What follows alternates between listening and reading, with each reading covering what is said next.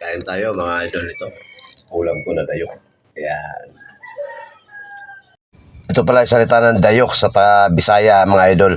Namana ko pa ito sa aking mama o sa aking nanay sa paggawa ng dayok or bagoong Bisaya mga idol. Yun, share ko lang. Napakasarap nito. Kailangan sariwa lang na isdang gagawin mo. Pausa na ito sa ating kanin na mainit.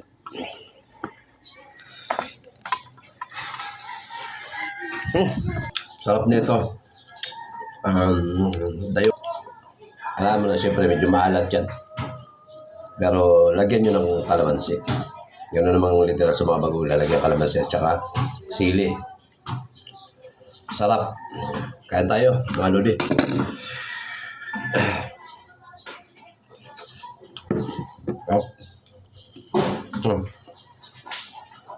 Tama na natin ito. Panang manok. Ulam ko gabi.